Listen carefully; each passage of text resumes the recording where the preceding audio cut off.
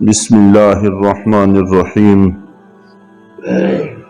ومن اظلم ممن منع مساجد اللہ ان یذکر فیہا اسمہ، اور اس شخص سے بڑا ظالم کون ہو سکتا ہے جو اللہ کی مسجدوں پر اس بات کی بندش لگا دے کہ اس میں اللہ کا نام لیا جائے، وسعی فی خرابہا، اور وہ اس کو ویران کرنے کی کوشش کرے۔ تو اللہ تعالیٰ کی مساجد آباد ہونی چاہیے اور ان کو ویران کرنے کی کوشش نہیں کرنی چاہیے۔ اور اس حوالے سے کل تذکرہ ہوا تھا کہ یہود، نصارہ اور مشرکین یہ سارے مسجدوں سے روکتے رہے، جس کا بھی زور چلتا رہا وہ اس کی کوشش کرتا رہا، یہاں تک کہ مشرکین نے اللہ کے گھر کو بتوں سے لا کر کھڑے کر دیے اور اللہ کے گھر کا طواف کرتے اور بتوں کو پکارتے، یہاں تک نوبت چلی گئی تھی۔ اور اسی پر میں نے حضرت ابو ذر غفاری رضی اللہ تعالی عنہ کا ایک واقعہ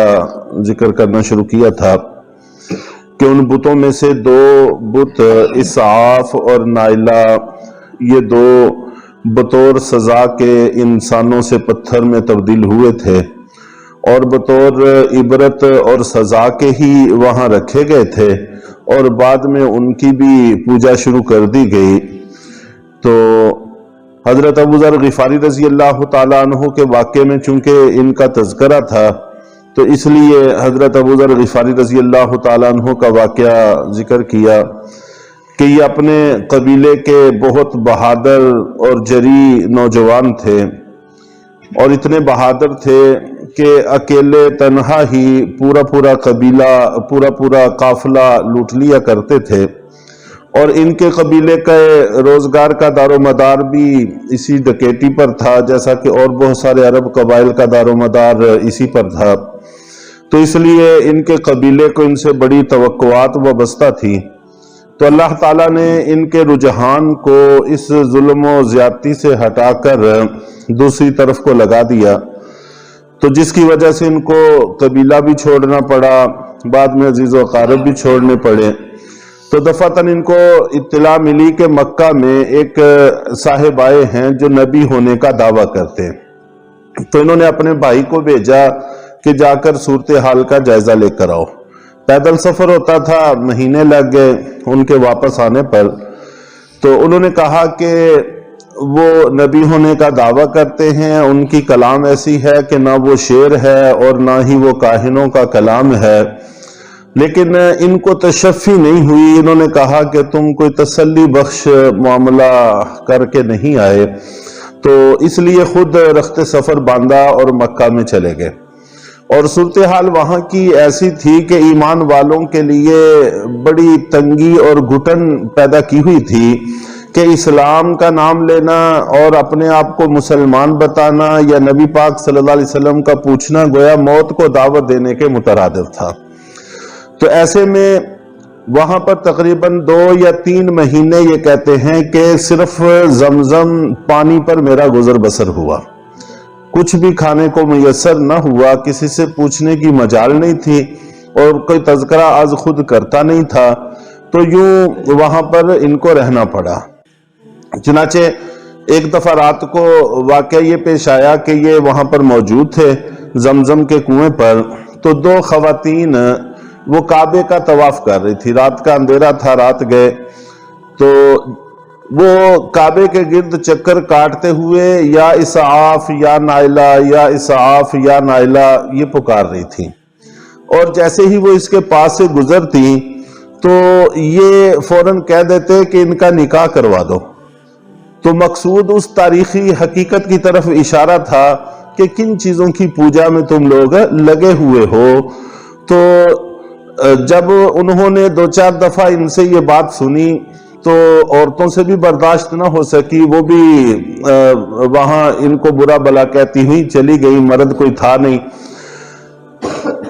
راستے میں جب یہ جا رہی تھی تو ادھر سے نبی پاک صلی اللہ علیہ وسلم اور حضرت ابو بکر صدیق رضی اللہ تعالیٰ عنہ تشریف لا رہے تھے۔ تو جب ان عورتوں نے ان کو بتایا کہ وہاں پر ایک صابی، اس وقت جو مسلمان ہو جاتا تھا اس کو صابی کہتے تھے، بے دین، کہ اس نے اپنے دین کو چھوڑ دیا ہے، اللہ کا گھر ہے اور اللہ کی زمین ہے، اللہ کی قدرت ہے، اللہ کو ماننے والوں پر زمین تنگ ہے اور ان کو بے دین کہا جا رہا ہے، باقی سارے بے دین وہ دیندار بنے ہوئے ہیں۔ تو اللہ کے نبی صلی اللہ علیہ وسلم سمجھ گئے کہ کوئی مسلمان ہوگا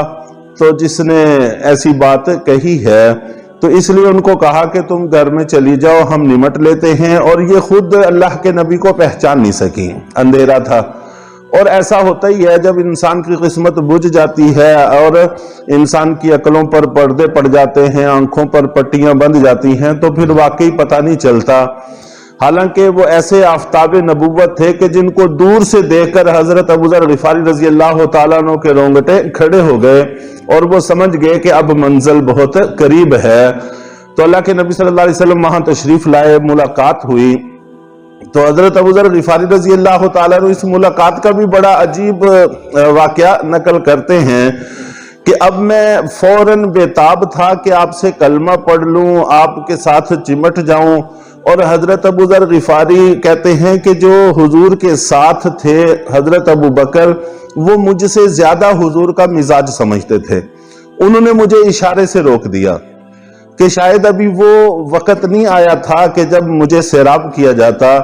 ابھی کچھ منزلیں اور طے کروانا مقصود تھا، تو اس لیے انہوں نے مجھے اشارے سے روک دیا اور بات پھر ادھوری کی ادھوری رہ گئی۔ اس کے بعد کے بھی کچھ واقعات ہیں، لیکن مقصود یہاں پر صرف اتنا کہنا ہے کہ اسعاف اور نائلہ کی وہ پوجا کرتے تھے، عین طواف کے وقت ان کو پکارا کرتے تھے۔ اس طرح سے انہوں نے اللہ کے گھروں کو ویران کرنے کی کوشش کی تھی۔ اور حضرت ابو ذر غفاری رضی اللہ تعالیٰ عنہ کے ساتھ جو پیش آیا، تو اس کو بھی کسی نے بیان کیا ہے کہ عشق کی کسی منزل کو منزل کہہ نہیں سکتے،